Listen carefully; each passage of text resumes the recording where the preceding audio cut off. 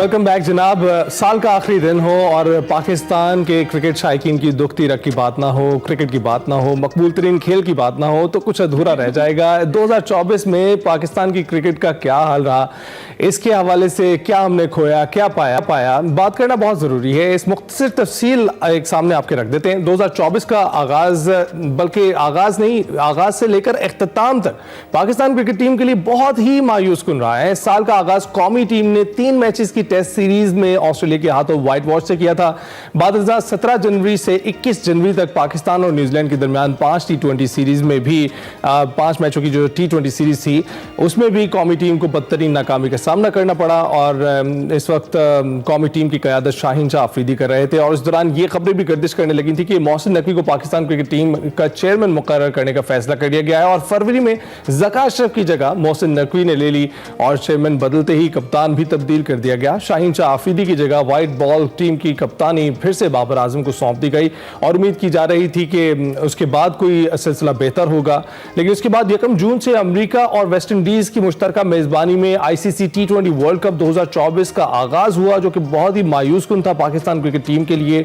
जो कुछ उसके साथ हुआ वो आपके सामने है, एक तल्ख याद है। आज भी पाकिस्तानी क्रिकेट शायकीन को खून के आंसू रुला देती है, क्योंकि 6 जून के पहले ही मैच में पाकिस्तान को अपसेट शिकस्त का सामना करना पड़ा जब नौआमूज अमरीकी क्रिकेट टीम ने पाकिस्तान को सुपर ओवर में 5 रन से हरा दिया था। क्या क्या दुख याद करा रहे हैं, कौन कौन से जख्मों पर हम नमक छिड़क रहे हैं, अपने भी और आप सबके भी, लेकिन याद कराना आपको बड़ा जरूरी है जनाब। यही वो वक्त था जिसका जिक्र करें जब पाकिस्तान के वर्ल्ड कप स्क्वाड में इख्तिलाफात की इत्तलात और टीम के 2 ग्रुपों में तकसीम होने का इंकशाफ भी हुआ था। और उसके बाद फिर पाकिस्तान बांग्लादेश से अपने ही घर पर 2 टेस्ट मैचेस की सीरीज भी हार गया। उसके बाद कौमी टीम ने पाकिस्तानी क्रिकेट शायकीन को मायूसी के घरों में ऐसा धकेला कि बस फिर क्या ही बताएं आपको। पाकिस्तान और इंग्लैंड के दरमियान टेस्ट सीरीज के पहले मैच के बाद गैर मामूली खबर सामने आई जब सिलेक्शन कमेटी ने बाबर आजम, शाहीन शाह अफरीदी और नसीम शाह को दूसरे टेस्ट के लिए टीम से ड्रॉप कर दिया। ये जो तदबीर थी फिर पाकिस्तान के काम आई और यूं पाकिस्तान ने स्पिनर्स नुमान अली और साजिद खान की तबाहकुन बॉलिंग की बदौलत इंग्लैंड के खिलाफ 9 साल के बाद टेस्ट सीरीज जीती और जी कामयाब हुए हम इसमें। उसके बाद PCB ने मोहम्मद रिजवान को वनडे और T20 का कैप्टन मुकर्रर करने का बाज़ाब्ता तौर पर ऐलान भी कर दिया।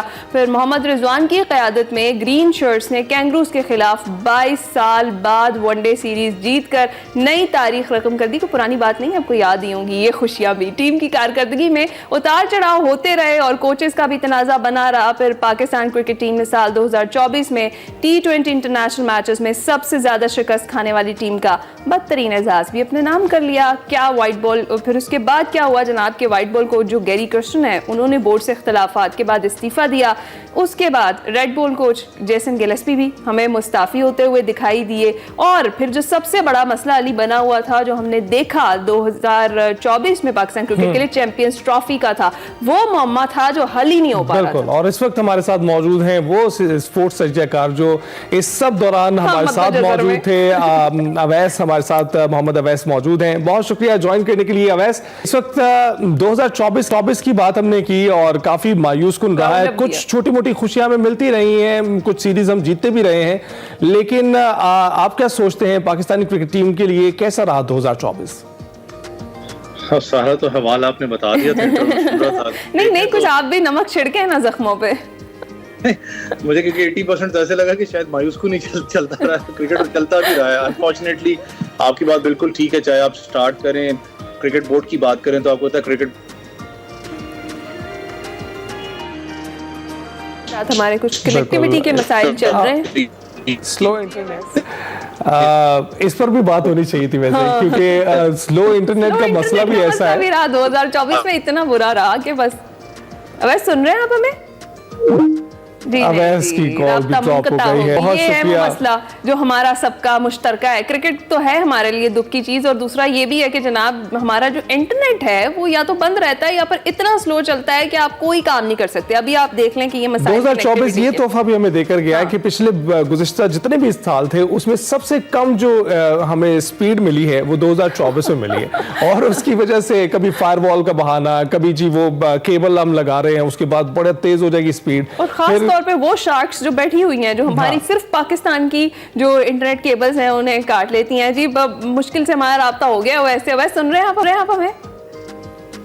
लगता है मेरे दफ्तर का भी शार्क नेट बस यही चल रहा है हर तरफ। जी अवैस, 2024 की अगर आप बात करें, आपको पता है बड़ा पाकिस्तान के लिए अप्स एंड डाउन वाला साल जरूर रहा है क्रिकेट के अंदर। चाहे वो आपने वर्ल्ड कप की बात की थी, स्टार्ट अपना वर्ल्ड कप की आप बात करें जिसमें आप नॉकआउट स्टेज के अंदर ही नॉकआउट हो गए थे, बल्कि एक्सपेक्टेड नहीं था पाकिस्तान टीम के स्क्वाड की अगर आप बात करते हैं। लेकिन सबसे ज्यादा जो मसला रहा वो था क्रिकेट बोर्ड के अंदर डिस्टर्बेंस की बात करें। जितना आपको पता है कि इसको निकालो उसको रखो, चेयरमैन तब्दील होए, फिर कोचिंग स्टाफ को लेके बहुत ज्यादा तनाजा बना रहा। लेकिन सबसे ज्यादा जो मायूस कुन था 2024 का वो ये था कि जो डिस्टर्बेंस हमने खास करके टीम कॉम्बिनेशन के अंदर की थी। आपको पता कप्तान चेंज हुआ, कप्तान दूसरा लाया गया, टीम के अंदर खबरें स्टार्ट होगी कि टीम के अंदर ग्रुप बंदी है, एक दड़ा बना हुआ है, एक दड़ा दूसरा बना हुआ है, बहुत सी चीजें चलती रही। लेकिन कुछ चीजें अच्छी भी रही पाकिस्तान क्रिकेट के लिए, चाहे वो इंग्लैंड को व्हाइट वॉश करना, उसके बाद आपको पता ऑस्ट्रेलिया को ऑस्ट्रेलिया की सरजमीन पे हराना, साउथ अफ्रीका को साउथ अफ्रीका की सरजमीन पे हराना, चीजें बहुत अच्छी रही है पाकिस्तान क्रिकेट की। लेकिन ज्यादा मैं कहूंगा 80% डिस्टर्बेंस रही है पाकिस्तान क्रिकेट बोर्ड के अंदर। यही डिस्टर्बेंस आपने देखी थी, इसलिए सारा साइकोलॉजिकल प्रेशर जब हम कहते हैं तो क्रिकेट टीम के ऊपर भी आता है। जो आपको नजर आया, उनकी परफॉर्मेंस की बात करें, आपका कॉम्बिनेशन अच्छा नहीं बन पा रहा था, तो इस डिस्टर्बेंस को स्टार्ट करने वाला ही क्रिकेट बोर्ड था और खत्म करने वाला भी क्रिकेट बोर्ड है। कि कहीं ना कहीं अब जाके एक चीज हमें समझ में आई थी कि जो एक ऑपरेशन की बात हो रही थी वो हो रहा है आहिस्ता आहिस्ता। कि रिजवान जब कप्तान बने तो कह दिया गया था कि ये आपका कप्तान है, यही 26 करोड़ अवाम का कप्तान है, अगर आपने इसको बैकअप करना है ठीक है, नहीं तो वो दरवाजा खुला हुआ, आप जा सकते हैं पाकिस्तान टीम छोड़ के। और ये स्टांस होना चाहिए जब आप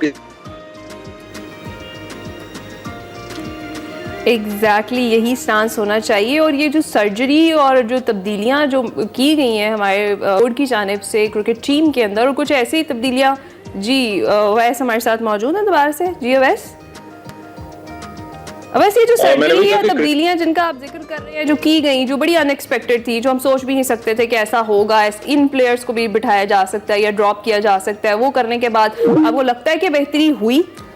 बेहतरी क्रिकेट में हो ना हो, यह बेहतरी नहीं आने वाली है। और ये जो छेड़ दिए ना इन्होंने, ये केबल्स छेड़ दिए, जो शार्क ने केबल्स खा लिए हैं, ये मुझे लगता है रिपेयर बहुत सारी जगहों से होंगे। और 2025 सिस्टम में नहीं चाहता कि ये जो दुख है ना इस पे हम नमक छिड़के और हम ये क्रिकेट के जो दुख है, जिसमें अभी हम बात करें कि 80% तो हमने वही खबरें सुनी जो मायूस कुन ही थी। वैसे अवैस का तजिया सुनकर हमें कुछ अंदाजा तो है अवैस क्या बात करने वाले थे। मोहसिन नकवी साहब को क्रेडिट देने वाले थे, क्योंकि मोहसिन नकवी की मौजूदगी की वजह से काफी तब्दीलियां ऐसी हुई जिसकी वजह से खिलाड़ी भी लाइन पर आ गए, क्रिकेट टीम भी लाइन पर आ गई है, और वो इंडिया को भी लाइन पर ले आए।